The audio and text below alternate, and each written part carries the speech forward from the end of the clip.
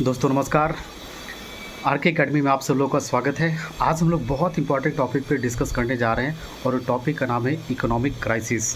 क्या भारत में आर्थिक मंदी आ रही है या पहले से ही आ चुकी है, बस हमें पता अब जाके चल पा रहा है। आने वाला 1 से 2 महीने के बाद सिचुएशन बहुत बुरा होने वाला है फ्रेंड्स। इसलिए जितना ज़्यादा हो सके, जितना जल्दी हो सके, हम और आप अगर अवेयर होंगे, चीज़ों को संभाल पाएंगे, उतना ही ज़्यादा अच्छा हमारा फाइनेंशियल स्टेटमेंट होगा, उतना ही ज़्यादा हम जो चीज़ों को हैंडल कर पाएंगे। क्योंकि आप देख सकते हैं कि वैसे भी हमारे देश के प्रधानमंत्री ने भी मंच से आके बोल चुके हैं कि भारत जो है बहुत बुरी स्थिति से गुजर रहा है। इसलिए हमें जो है सोना 1 साल तक नहीं खरीदना है, पेट्रोल डीजल का कम इस्तेमाल करना है, विदेश यात्रा जो है नहीं करना, अगर कर रहे हैं तो उसको स्थगित कर दे, डेस्टिनेशन वेडिंग रोक दे, फर्टिलाइज़र का कम इस्तेमाल करें, पाम ऑयल का कम इस्तेमाल करें।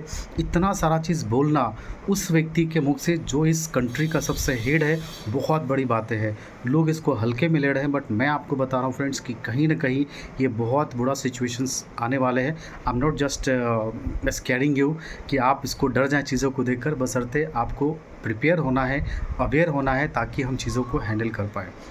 क्योंकि आप देख सकते हैं कि अभी जो युद्ध चल रहा है इज़राइल, ईरान और अमेरिका के बीच के अंदर, जिसके अंदर स्ट्रेट ऑफ हॉर्मुज़ जो है बंद है, जिस कारण से हमारा जो पेट्रोल डीजल है आना बंद हो चुका है। और पेट्रोल डीजल का नहीं आना और पेट्रोल डीजल का शॉर्टेज होना, ये हर सेक्टर्स के ऊपर जो है कहीं ना कहीं इम्पैक्ट पड़ने वाला है।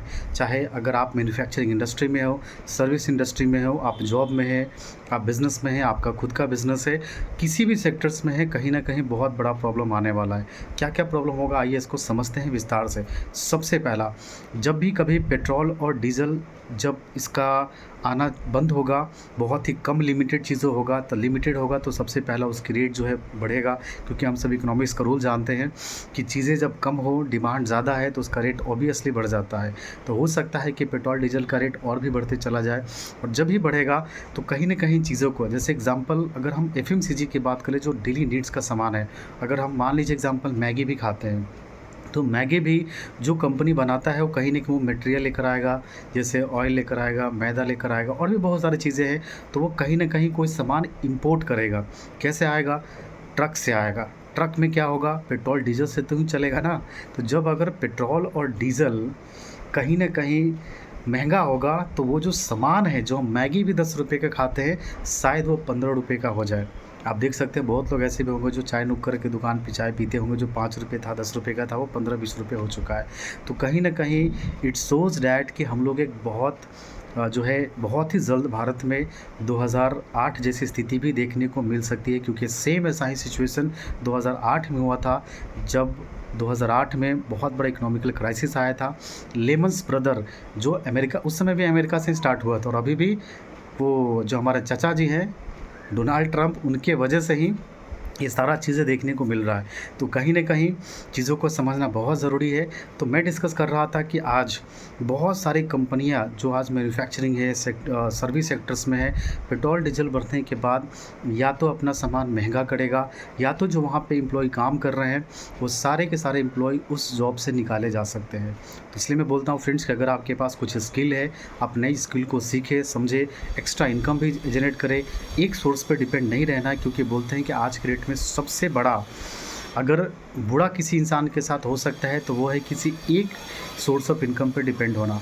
So you must have different types of income, you must have different platform जहाँ से आप जो है पैसा जनरेट कर पाए।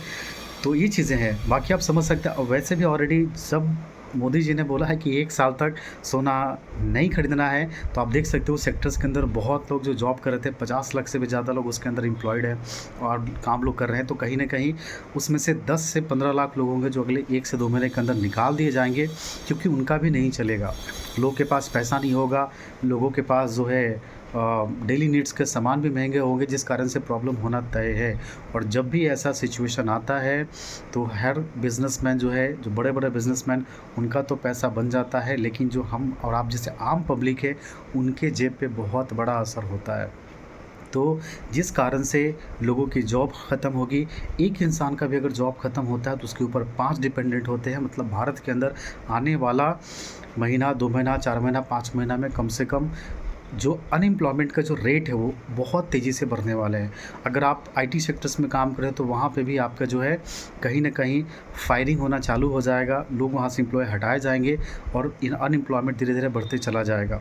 तो ज़रूरत है अभी चीज़ों को समझने का, जानने का। और ज़रा सोचिए कि अगर लोग जो है कहीं न कहीं लोगों के जॉब छूटेगी, लोग जो है पैसा नहीं जनरेट कर पाएँगे तो फिर जो प्रॉब्लम होगा सो होगा। लेकिन बहुत लोग के ऊपर जो ईएमआई है, जो किसी का बैंक का लोन, किसी का घर का लोन, किसी की गाड़ी का लोन, किसी का जो है ज़मीन का लोन, तो वो लोन भी नहीं चुका पाएगा लोग।